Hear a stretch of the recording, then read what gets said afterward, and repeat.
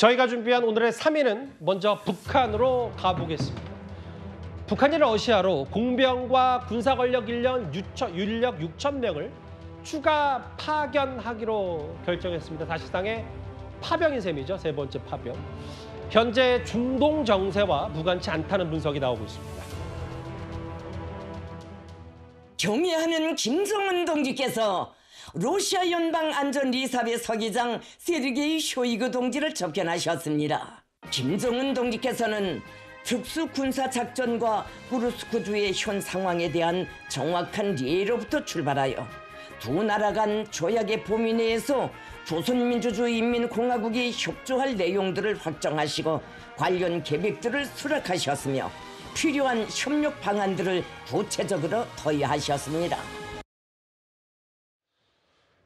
정말 그 러시아의 쇼이구 국가안보석이 꽤 자주 만나는데 김정은이 공병 1,000명, 인력 5,000명 파견, 그 문성부 센터장님 사실상의 파병이죠.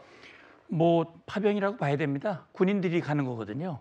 이게 지금 여기 보면 공병 1,000명이라고 하는 것은 전투 공병을 얘기하는 겁니다. 예. 전투 공병의 역할은 지뢰를 제거한다든지 폭발물을 제거한다든지 쿠르스크 지역에 있는 묻혀 있는 지뢰를 제거하는 그런 역할을 하게 되고요. 예.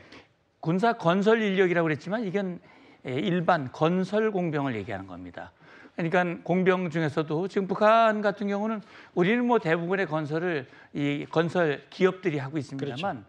북한은 이 군 건설 인력들이 하거든요. 예. 그러니까 이 인력들이 쿠르스크 지역에 파괴된 그런 교량이라든지 이런 것들을 복구하고 재건에 집중 투입할 수 있도록 지금 이번에 6,000명이라고 한다면은 1, 2차 합쳐서 14,000명. 맞아요. 이번에 보내면 2만 명이 되는 거거든요. 그래서 파병 2만 명을 보내는 것이다. 근데 지금 쇼이구가 지금 뭐 석 달 만에 지금 세 번째 김정은을 만나는 거거든요. 예. 날짜를 계산해 보니까요. 작년 6월 19일이 푸틴이 평양을 방문해서 소위 말하는 러북 동맹 조약을 체결한 날입니다. 예. 그렇다면 내일이 꼭 1주년이거든요. 아, 그러네요. 이걸 계기로 해서 아마 러북 간의 밀착을 보여주는 그런 장면이라고 볼 수 있습니다. 아예 쇼이구 서기가 김정은의 집무실도 방문하고 여러 북러 간의 우애를 뭐 만천하에 과시하는 목소리도 있었고요. 그런 상징하는 장면들이 꽤 많았습니다. 바로 본론을 좀 여쭤볼게요, 문 센터장님께. 이게 그 잠시 뒤에도 저희가 중동 정세, 뭐 이란과 이스라엘의 전면제 양상을 짚어보겠지만 최근에 어쨌든 트럼프 대통령도 G7 정상회의까지 조기 귀국하면서 이란을 마치 직접 타격할 수 있다는 시사를 했다. 그럼 북한 입장에서도 이란도 저렇게 직접 타격할 수 있는 가능성이 있다면 우리도 무관치 않지 않냐. 라면서 조금 더 러시아와 밀착하는 가능성.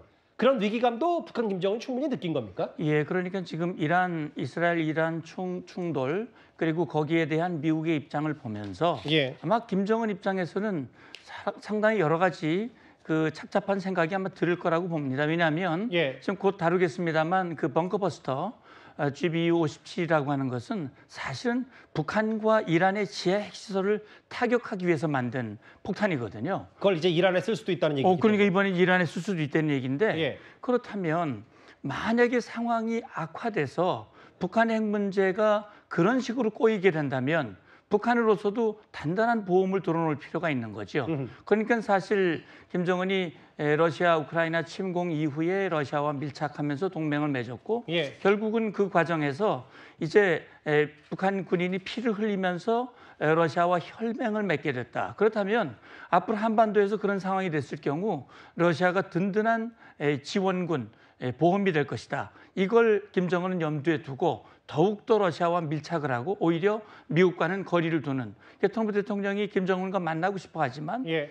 사실상 더 어려워지는 상황이 현재로서는 그렇습니다. 그러면은 네. 이제 뭐 6,000명 파병해서 그럼 이제 북한도 미국이 저렇게 위협을 이란을 하니까 얻는 게 있어야 될 거 아니에요. 그러면 군사 기술을 러시아에 받으면 예를 들어 벙커버스터 같은 거를 초기에 탐지할 수 있는 그런 군사 탐지 시설을 러시아로부터 원하고 뭐 이런 게 있는 겁니까 그러면? 예, 그러니까 지금 북한이 핵미사일 역량을 강화하고 최근에 재래식 전력을 강화하고 있습니다만 뭐 경제적인 필요도 있고요. 군사 기술적 필요도 있거든요. 예. 특히 핵무력 같은 경우는 지금 미국을 타격하기 위한 ICBM 이제 대기권 재진입 기술이라든지 다탄두 기술이라든지 예. 그다음에 김정은이 지금 추진하고 있는 핵 추진 잠수함에서 이 원자로를 소형으로 만든 기술이라든지 이건 사실 북한이 안 가지고 있는 거거든요.